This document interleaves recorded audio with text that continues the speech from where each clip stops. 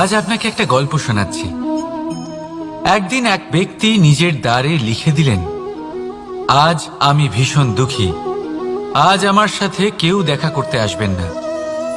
কিছুক্ষণ পরে তার এক বন্ধু এলো, সে সেই লেখা পড়ল, তাও গিয়ে তার সাথে দেখা করল। সে বলল, আমি লেখাপড়া জানি না, কিন্তু আমার বন্ধুর মনের এই বেদনা, এটা আমাকে সবসময় ডাক দেয়। এরাই হলো আসল বন্ধু। কোনো কারণে আপনি যদি দুঃখ পান, কোনো সমস্যার সমাধান না বের করতে পারেন, এই সংসার থেকে আলাদা হয়ে যেতে চান, তাও এই বন্ধু আপনার সাথেই থাকবে। সমস্যার সমাধান না দিতে পারলেও আপনার সম্বল হয়ে অবশ্যই থাকবে। হয়তো আপনার দুঃখ কম করতে পারবে না, কিন্তু আশার আলো অবশ্যই দেখাবে। যখন আপনি সংসারের থেকে আলাদা হয়ে যান, তখনও আপনার সাথে যুক্ত থাকে আপনার এই বন্ধু, আসল বন্ধু। এবারে আমরা মানুষেরা বড়ই বিচিত্র। তারা সব সময় যে কোনো জিনিসের মাহাত্ম্য দুবার বুঝতে পারে। এক, তা পাওয়ার আগে। দুই, তা হারাবার পরে। এবারে ঠিক এরকমই আমাদের বন্ধুরাও হয়। যদি আজ আপনার বন্ধুরা আপনার সাথে থাকে, তাদের প্রতি কৃতজ্ঞ থাকুন, তাদের প্রসন্ন রাখুন, তাদের মাহাত্ম্য বুঝুন। কারণ একবার আপনি এদের হারালে, অনুতাপ করলেও আর এদের ফেরত পাবেন না। তাই ভালোবাসুন, বন্ধুত্ব বজায় রাখুন, আর আমার সাথে প্রসন্ন হয়ে বলুন, রাধা রাধা। আমাদের মধ্যে বহু মানুষ মাঝে মাঝে নিজেকে অকর্মণ্য মনে করি। ভেবে নিই যে এত চেষ্টা করার পরেও কিছুই পেলাম না, আর হয়তো পরেও কিছুই পাবো না। আর সেই জন্য নিজের জীবনের সমস্ত বোঝা অন্য কারোর কাঁধে চাপিয়ে দিই, নিজের ওপরে বিশ্বাস হারিয়ে ফেলি। কেন বুঝতে পারেন না এই কথাটা? যে যতক্ষণ না পায়ে কোনো কাঁটা ফুটবে, ব্যক্তি কি করে বুঝতে পারবে যে এরপর থেকে নিচে তাকিয়ে চলতে হবে? সূর্যকে নিজে জ্বলতে হয় যাতে বাকিদের প্রকাশ দিতে পারে সে। রাতের অন্ধকারের সাথে লড়াই করার জন্য চন্দ্রিমাকে আকাশে একা উজ্জ্বল হতে হয়। নদী নিজের যাত্রা কি করে করে, নিজের পথ কি করে নির্মাণ করে? সে পাথরের সাথে লড়াই করে তা বানায়। যদি স্বয়ং আপনি নিজের সাহায্য করতে অক্ষম হন, তাহলে নিশ্চিতভাবে আপনার এই জীবন ব্যর্থ হয়ে যাবে। তাই মনে রাখবেন, এই সংসারে নিজের জীবনের ভার নিজের কাঁধেই বহন করতে হয়। অন্যের কাঁধের ওপর শুধুমাত্র পরলোক যাত্রা হয়। সেই জন্য এই সংসারে জীবিত সেই যে আত্মনির্ভর।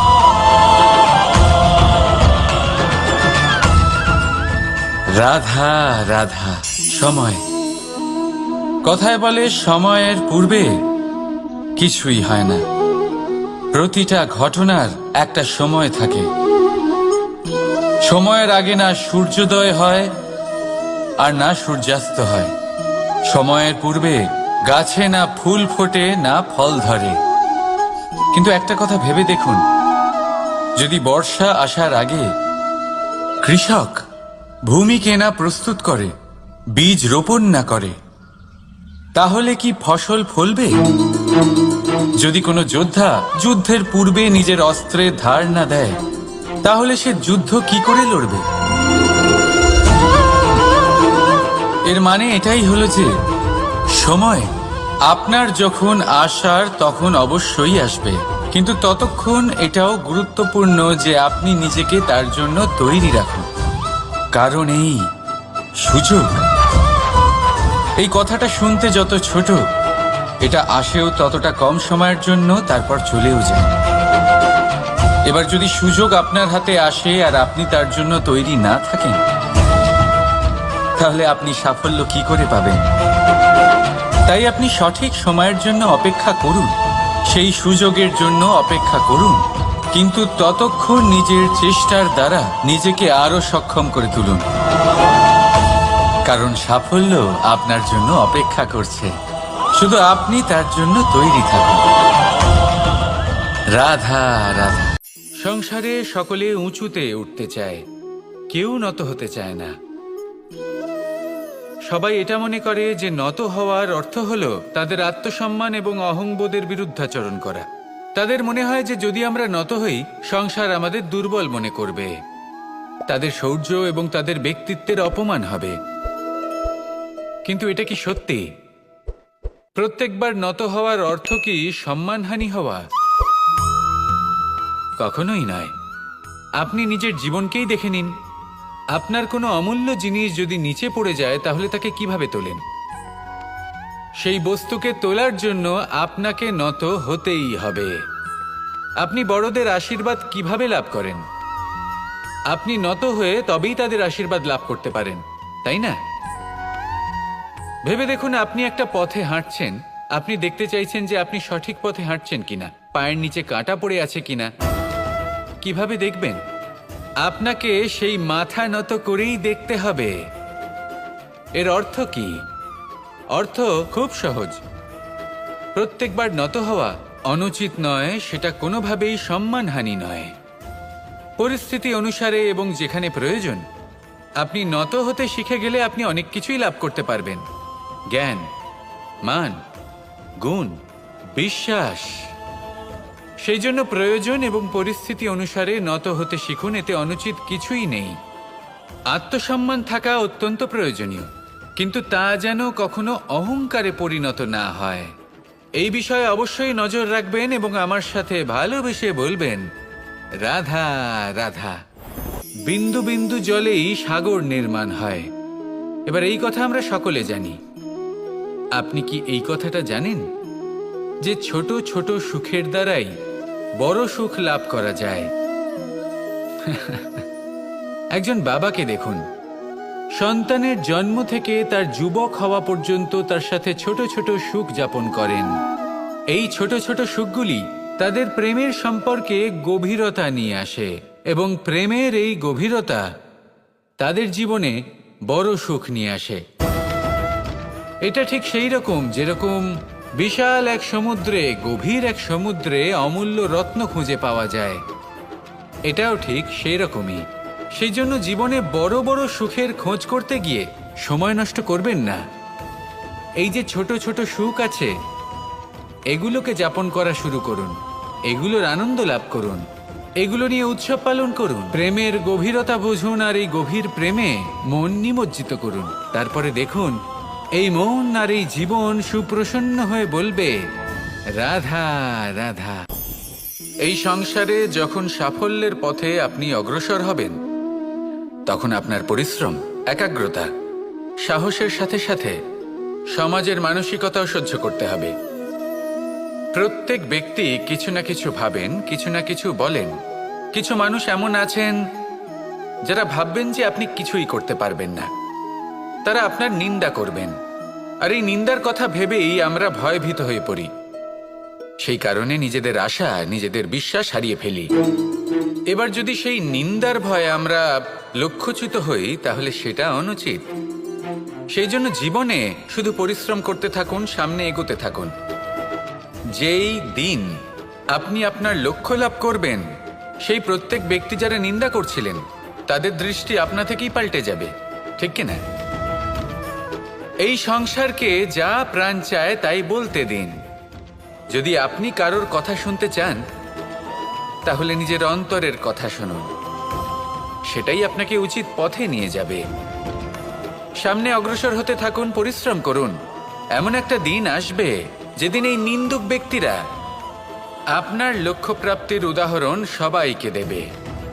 আসুন আমার সাথে ভালোবেসে বলুন, রাধা রাধা।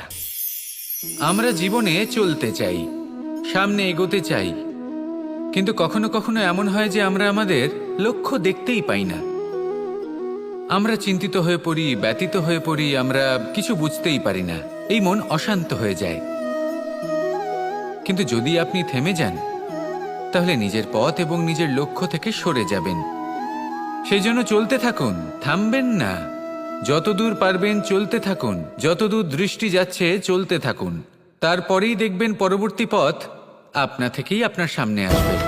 কারণ আপনার দৃষ্টির সীমা থাকতেই পারে, দৃষ্টিভঙ্গির সীমা নেই।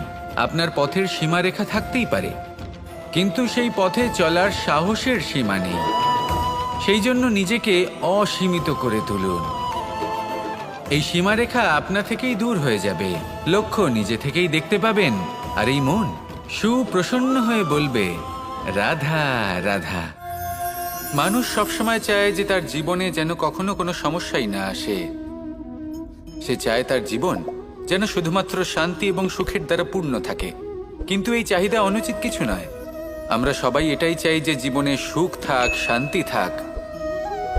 কিন্তু এই কথা সবসময় মনে রাখবেন, যে সূর্য উদিত হন সংসারকে প্রকাশমান করেন, দুপুরবেলায় সংসারকে রৌদ্র প্রদান করেন, সন্ধেবেলায় তাকেও অস্ত যেতে হয়।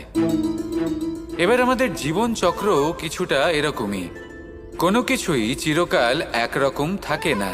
কখনো এই নদীকে দেখুন, যা বয়ে চলেছে। এই নদী যা বয়ে চলেছে তার পথেও অনেক বিপদ আসে। বড় বড় পাথরের সম্মুখীন হয়ে তাকেও সামনে এগিয়ে যেতে হয়। একটি পুকুর যা চারদিক থেকে ঘেরা, তার জীবনে কিন্তু কোনো সমস্যা নেই। কিন্তু এই সংসারে পুকুরের পুজো করা হয় না, পুজো করা হয় নদীকে। মনে রাখবেন, সমস্যার ঊর্ধ্বে তিনি উঠতে পারেন যিনি সমাধি লাভ করেছেন, যিনি এই সংসারেই নেই। যিনি এই সংসারে আছেন এবং জীবিত আছেন, তার জীবনের সমস্যা হলো শ্বাসবায়ুর মতোই গুরুত্বপূর্ণ।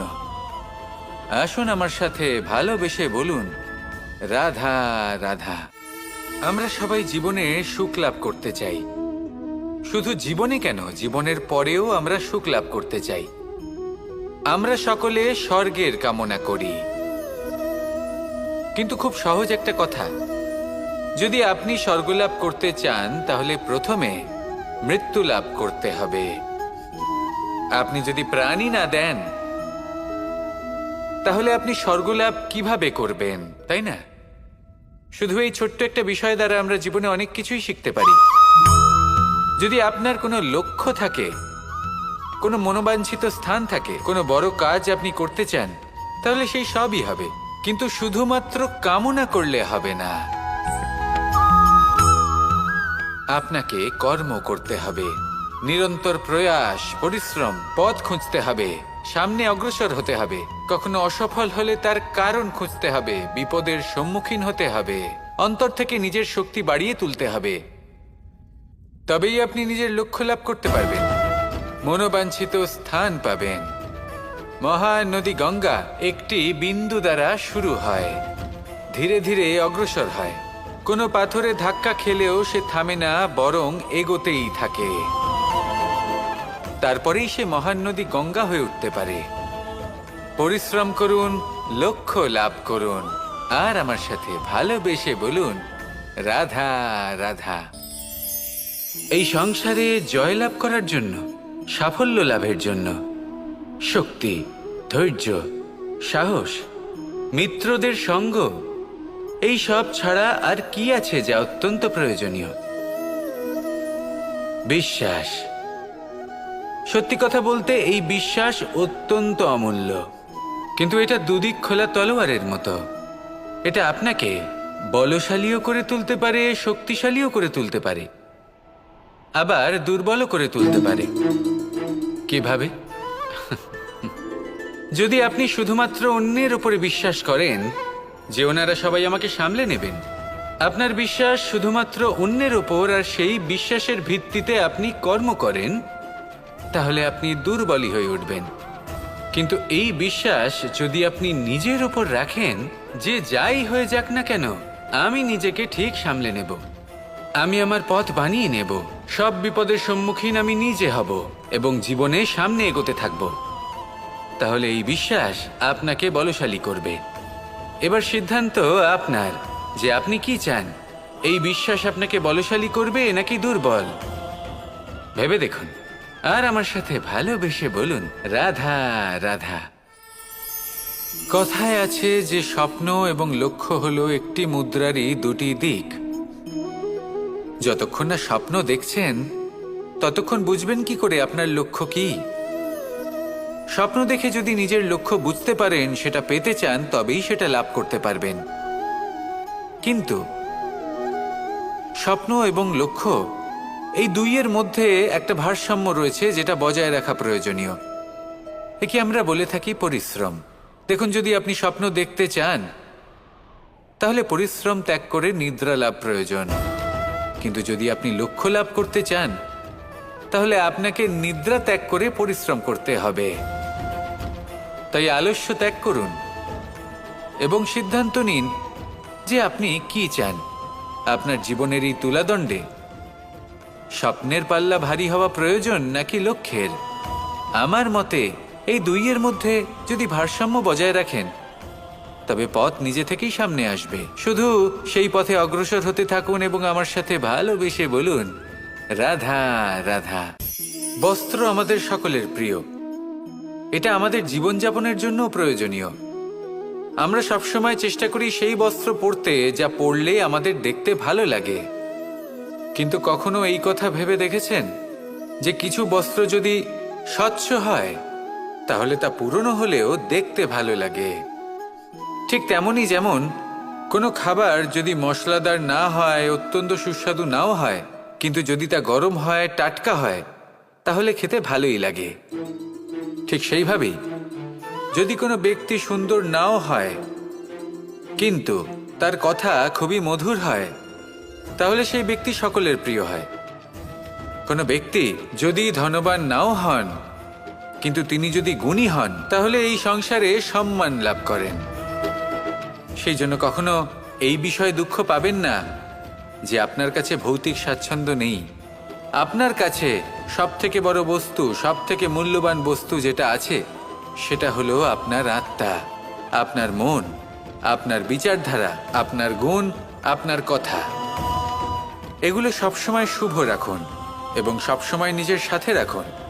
এই জীবন সফল হবে এবং প্রেমময় হয়ে বলে উঠবে, রাধা রাধা। ছোটবেলা থেকেই আমি গরু চড়িয়ে অভ্যস্ত, সেই জন্য সকলে আমাকে গোপাল নামে ডাকত। কিন্তু গোপাল হয়ে আমি একটা অমূল্য শিক্ষা লাভ করেছি। আমি দেখেছি যে গৌশালাতে অনেক বাছুরের মধ্যে একটি গাই তার নিজের বাছুরকে অবশ্যই চিনে ফেলে। যেখানে সমস্ত বাছুর একই রকম দেখতে এবং প্রত্যেকের স্বরও সমান, তারপরেও সকল বাছুরের মধ্যে নিজের বাছুরকে ঠিক চিনতে পেরে যায় এবং তার সাথেই থাকে। ঠিক এইরকমই কিছুটা হয় আমাদের কর্ম এবং তার কর্মফল। আপনি সবার মাঝে থেকেও কোনো কর্ম যদি করেন, সেই কর্মফল সবার মধ্যে আপনাকে চিনে ফেলবে এবং আপনার সাথেই থাকবে। তাই যখনই কর্ম করবেন ভেবে চিন্তে করবেন। কোনো কর্ম করার আগে একবার ভেবে দেখুন, তাহলে জীবনে বারংবার অনুতপ্ত হতে হবে না। কারণ বিষয়টা কিছুটা এরকম যে এই সংসারে আপনি কাল, কর্মফল এবং সময়, এই তিনের হাত থেকে কখনো লুকোতে পারবেন না, কখনো পালাতেও পারবেন না। আসুন আমার সাথে ভালোবেসে বলুন, রাধা রাধা। জন্ম এবং মৃত্যু, একটি হলো জীবনের সূত্রপাত, আরেকটি জীবনের সমাপ্তি। এটা হলো একটি চক্র এবং প্রত্যেক চক্রের মতোই এটাও যেখান থেকে শুরু হয় সেখানে এসেই সমাপ্ত হয়। অর্থাৎ প্রত্যেক ব্যক্তি যারা জন্ম নিয়েছেন তার জন্মের সাথে এটা সুনিশ্চিত হয়ে যায় যে তার মৃত্যু হলো অবশ্যম্ভাবী। এই সংসারে এমন কিছুই নেই যা চিরকালের মতো থেকে যায়। এবার এটা আমরা সবাই জানি। আমাদের কাছে যে জীবনটা আছে, যেটা আমরা যাপন করতে পারি, সেই সময়কালে আমরা কি করতে পারি সেটা গুরুত্বপূর্ণ। এমন কিছু করুন যার ফলে মৃত্যুর পরেও আপনি অমর হয়ে থাকবেন। আমাদের কথা, আমাদের কর্ম এই সংসারে প্রেরণা প্রদান করতে পারে।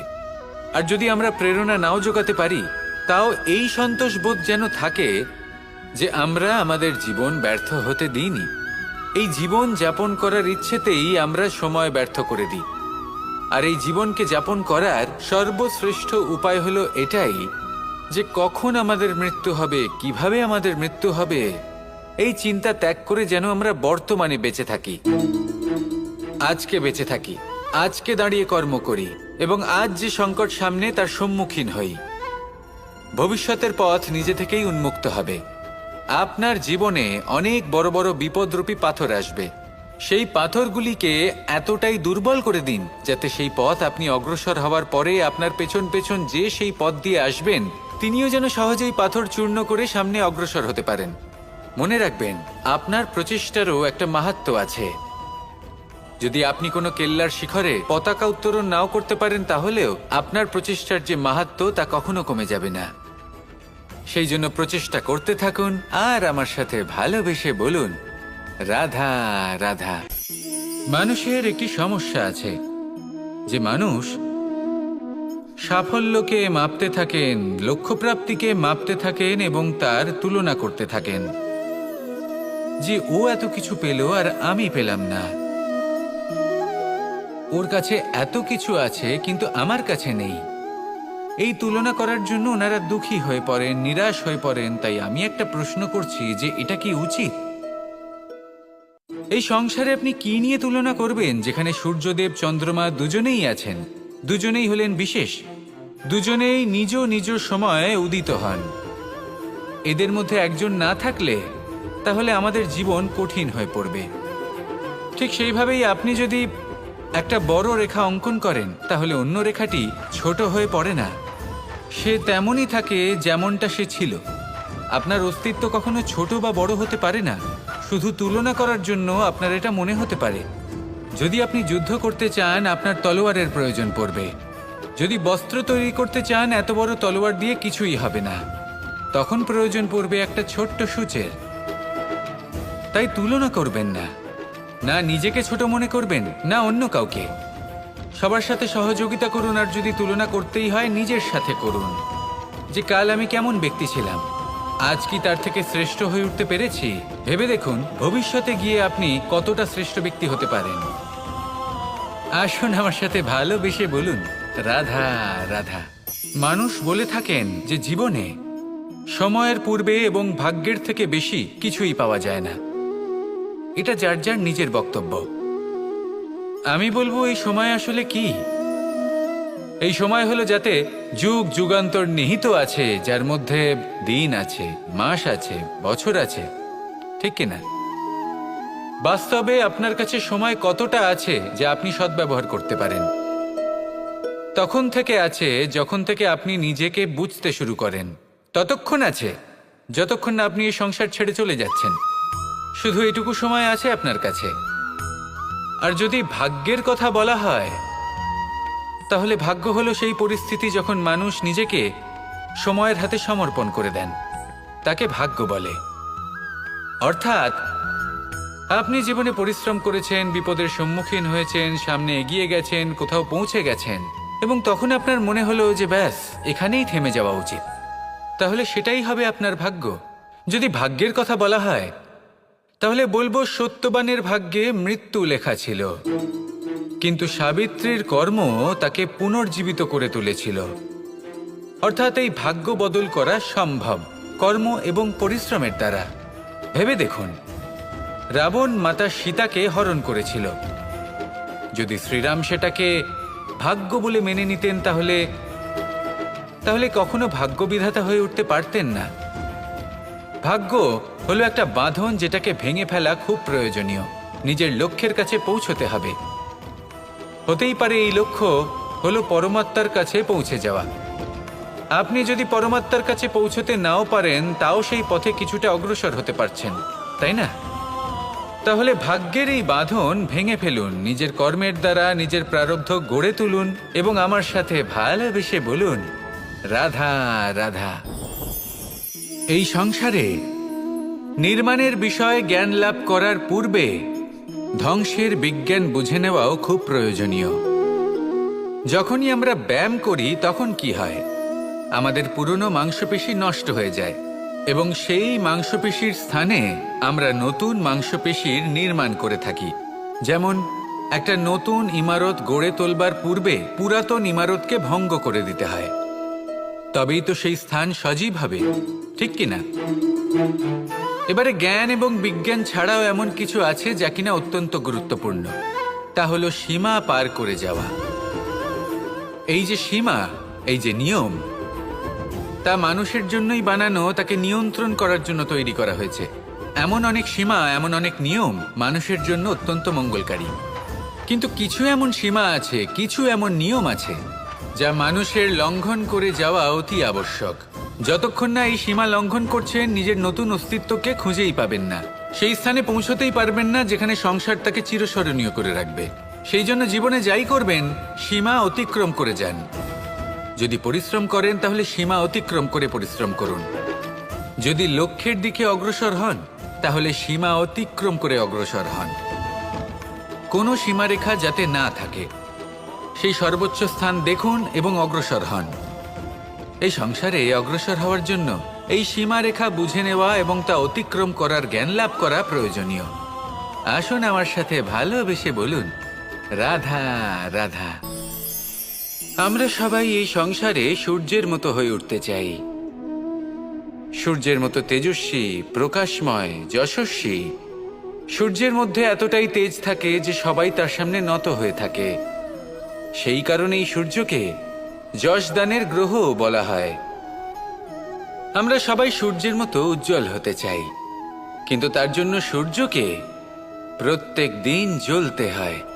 এই সংসারে শুভ ভাব, পবিত্রতা নিয়ে আসার জন্য, প্রকাশ ছড়িয়ে দেওয়ার জন্য সূর্যকে প্রত্যেক দিন অস্তও যেতে হয়, আবার উদিতও হতে হয়। প্রত্যেক দিন জ্বলতে হয়। সূর্য একদিনের জন্য অবকাশ লাভ করেন না। আর যদি অবকাশ পেতেন তাহলে সূর্যকে আর সূর্য বলা হতো না, তাই না?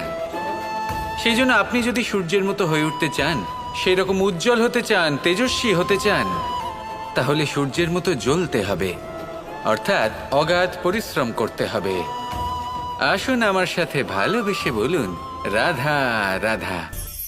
যদি আমি স্থির করি, যদি নিশ্চিত করি একটা মূর্তি গড়ে তুলব, আর কিছুক্ষণ সেই কাজটা করে আবার কিছুক্ষণ পরে বন্ধ করে দিই, আবার কিছুক্ষণের জন্য কাজটা করে আবার সেই কাজ বন্ধ করে দিই, আবার কিছুক্ষণের জন্য কাজটা করে বলি ক্লান্ত লাগছে, কিছুক্ষণের জন্য বিশ্রাম নিয়ে নিই, যদি এইভাবে আমি কাজটা করি তাহলে কি এই কাজ উচিত সময় এবং উচিতভাবে সম্পন্ন হবে? কখনোই নয়। শুধু তাই নয়, যে কোনো কাজ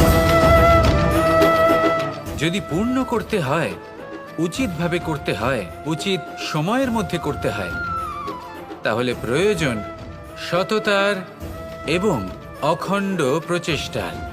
সততা ছাড়া আপনি যে কাজই করুন না কেন, উচিত সময় তা সম্পূর্ণ হবে না, আর মনোবাঞ্ছিত ফল আপনি কখনোই পাবেন না। তাই যে কাজই আরম্ভ করুন না কেন, সততার সাথে এবং অখণ্ড প্রচেষ্টার সাথে করুন। তখনই কর্ম এবং তখনই এই জীবন সফল হবে এবং এই মন প্রসন্ন হয়ে বলবে, রাধা রাধা। জ্ঞান এবং অহংকার, এই দুইয়ের মধ্যে সম্পর্ক কোথায়? সম্পর্ক ঠিক সেরকম যেরকম হাত এবং কাকনের, যেমন চোখ এবং দৃষ্টির সম্পর্ক। এবার আপনি বলবেন, এ আমি কি বলছি? জ্ঞান এবং অহংকারের এমন সম্পর্ক কি করে হতে পারে? দেখুন, যে ব্যক্তি জ্ঞানী, যার কাছে জ্ঞান রয়েছে এবং তিনি জানেন যে তার কাছে জ্ঞান রয়েছে, তার মধ্যে নিজে থেকেই অহংবোধ জাগ্রত হয়। খুব কম সংখ্যক এমন জ্ঞানী ব্যক্তি আছেন যারা নিজেদের অহংকারের বিষয়ে আঁচ করতে পারেন। প্রকৃত জ্ঞানী হলেন তিনি, যিনি নিজের জ্ঞানের সদ্ব্যবহার করে অহংকারকে দূর করেন। উচিত সময়ে বুঝে যান, নিজের অন্তর যাচাই করে এই বিষয়টা দেখেন যে তার অন্তরে অহংবোধ জাগ্রত হচ্ছে এবং নিজেকে সেখানেই থামিয়ে দেন, যাতে অহংকারের পথে তিনি অগ্রসর না হয়ে যান। এই অহংকার কখন উচিত, কখন অনুচিত, কখন প্রয়োগ করা উচিত, উচিত নয়, কখন বাধা দেওয়া উচিত, এটা শেখা অত্যন্ত প্রয়োজনীয়। আর যদি এটা আপনি শিখতে পারেন তাহলে আপনি একজন জ্ঞানীও হয়ে উঠবেন এবং সুখীও থাকবেন।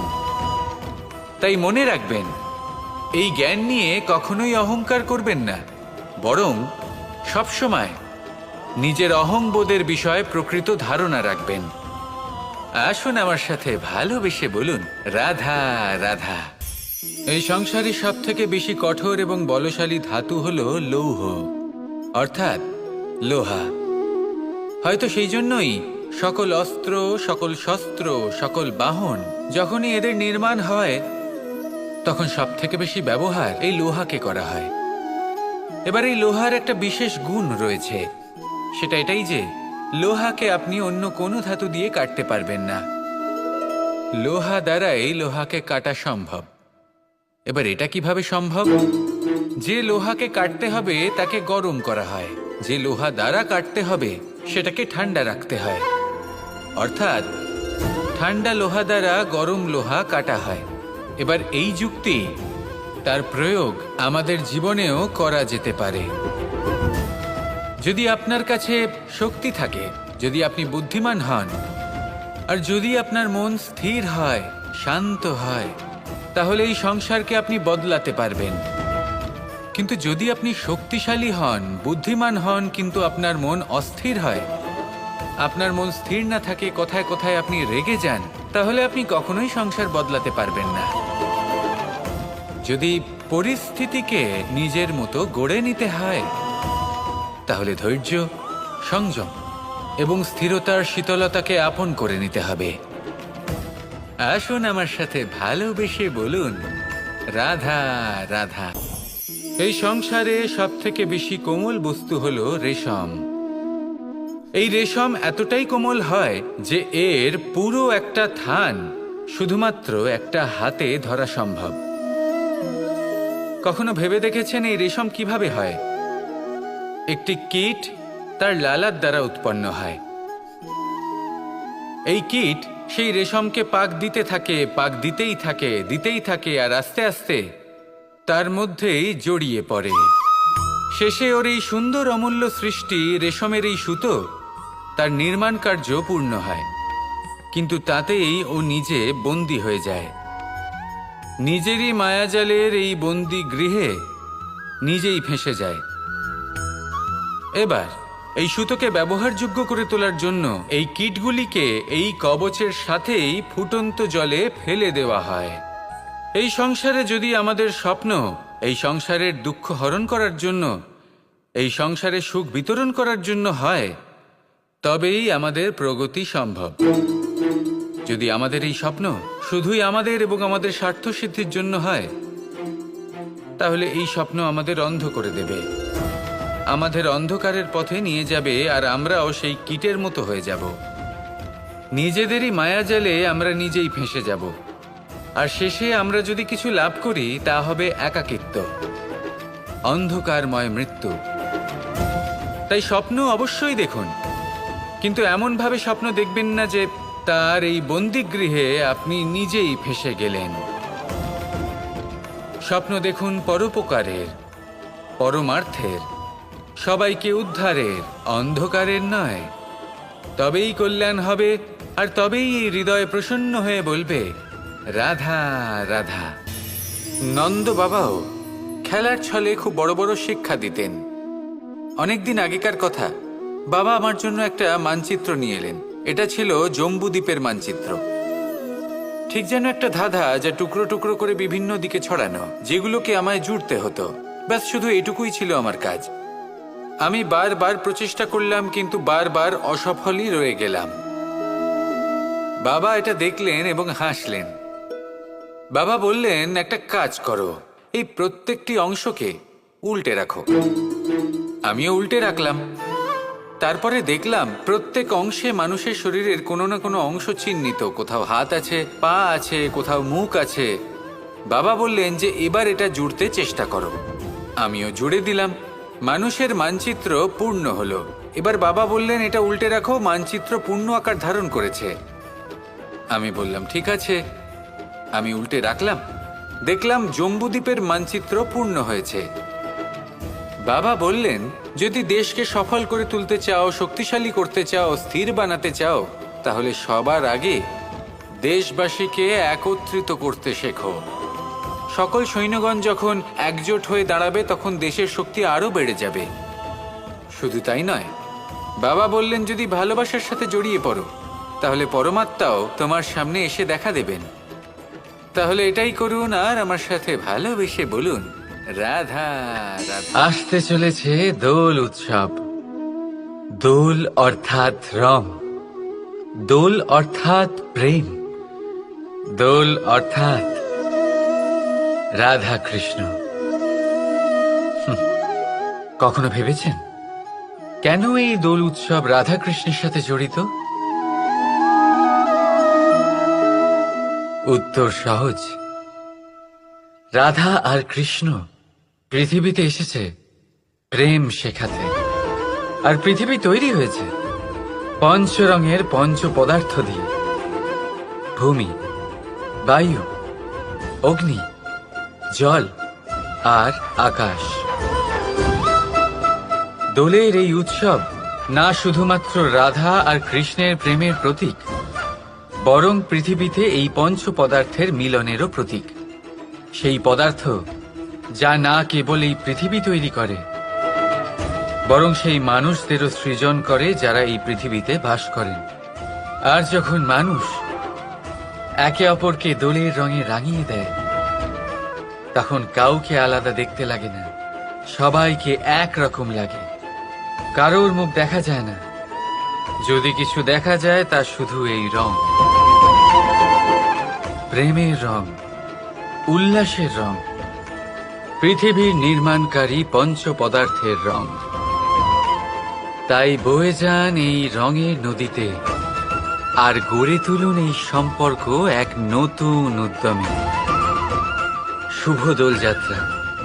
আর হ্যাঁ, ভালোবেসে বলুন, রাধা রাধা। এই ফল দেখতে পাচ্ছেন আপনি? সবাই জানে এই ফলের থেকে বেরোনো বীজ একটা নতুন বৃক্ষকে জন্ম দেবে, যে নতুন বৃক্ষ আবার এমন এক ফলের জন্ম দেবে। কিন্তু আপনি কি কখনো ভেবে দেখেছেন ফল আর বীজের সম্পর্ক এতই গভীর, অথচ বৃক্ষের মূল আর বৃক্ষের শাখার মধ্যে এত দূরত্ব কেন? কারণ দূরত্ব অতি আবশ্যক। যদি আপনি কাউকে নিজের কাছে চিরকালের জন্য রাখতে চান, তখন তাদের থেকে দূরত্ব কিছু সময় দরকারি। এই দূরত্বই হলো সেই কারণ যার জন্য আপনি আপনার সঙ্গীর মাহাত্ম্য বুঝতে পারেন। এই দূরত্বের জন্যই আপনি আরো প্রেরণা পান যাতে তাদের সাথে আবার দেখা হয়। আর সেই জন্য মনে রাখবেন, দূরত্ব কখনোই খারাপ নয়। ফলের থেকে বীজের এই দূরত্বই নতুন ফল হওয়ার কারণ হয়ে দাঁড়ায়। প্রেমের আসল পরীক্ষা হয় এই দূরত্ব দিয়েই। তাই দূরত্বের সাথেও প্রেম করুন আর ভালোবেসে বলুন, রাধা রাধা। আকাশ থেকে ঝরে পড়া বৃষ্টির ফোঁটা বড়ই শীতল, মিষ্টি আর পবিত্র হয়, কিন্তু সবার ভাগ্য ভিন্ন ভিন্ন হয়। এবারে দেখুন, যদি কোনো ফোঁটা কলা পাতায় পড়ে তা শিশির হয়ে থেকে যায়, প্রকৃতির সৌন্দর্য বাড়ায়, প্রাণীদের তৃষ্ণা মেটায়। যদি কোনো ফোঁটা ঝিনুকে পড়ে তা মুক্ত হয়ে যায়, আর যদি কোনো ফোঁটা সাপের মুখে পড়ে তাহলে তা বিষ হয়ে যায়। এখানে সবার উৎপত্তি একই, কিন্তু গুণ ভিন্ন ভিন্ন হয়। কেন? কি কারণ এটার? কারণ হলো সংস্পর্শ। সংস্পর্শ বড়ই প্রভাবশালী হয়। চাইলে সে আপনার উত্তরণ ঘটাতে পারে, আবার চাইলে আপনার পতনও ঘটাতে পারে। এবার বৃষ্টির ফোঁটা এটা চয়ন করতে পারে না যে তার সংস্পর্শ কি হবে, তার ভাগ্য কি হবে। কিন্তু আমরা তো মানুষ, আমরা তো আমাদের সঙ্গ বাছতে পারি। তাই ভাবনা চিন্তা করে নিজের সঙ্গ বাছুন। এই চয়ন কিন্তু আপনারই, আর এর পরিণামও আপনাকেই ভোগ করতে হবে। রাধা রাধা।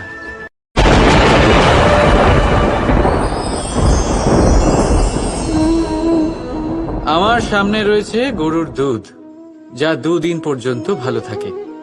যদি এই দুধ গরম করে জমানো হয় তাহলে তৈরি হয় দই, যা ৩-৪ দিন অবধি ভালো থাকে। যদি এই দইকে মন্থন করেন তৈরি হবে মাখন, যা অনেক সপ্তাহ ভালো থাকে।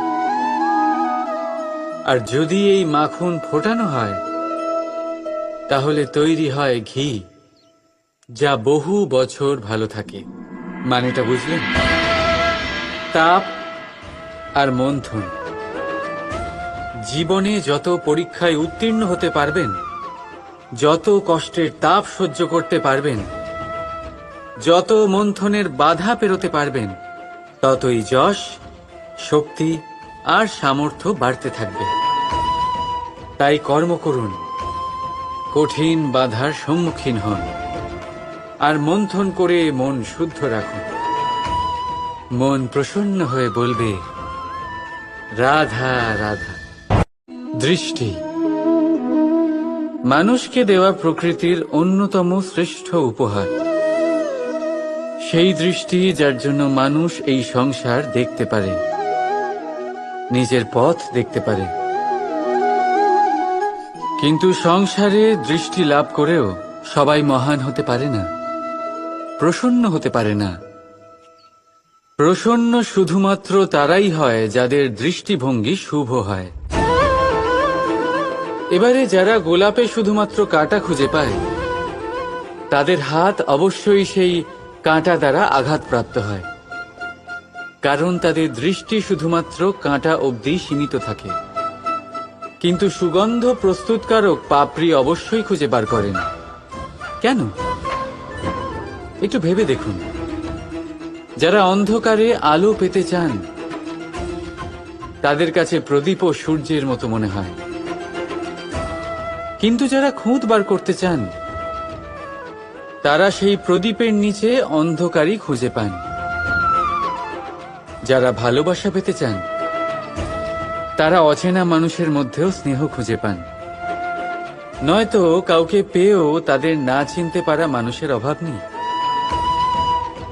দৃষ্টি আমাদের দেখায়, কিন্তু দৃষ্টিভঙ্গি আমাদের সেটা দেখায় যা আমরা দেখতে চাই। যেমন আপনার ভাবনা হবে, সেটাই সত্যি হয়ে আপনার সামনে আসবে। তাই আপনার ভাবনাগুলিকে শুভ করুন, আর ভালোবেসে বলুন, রাধা রাধা।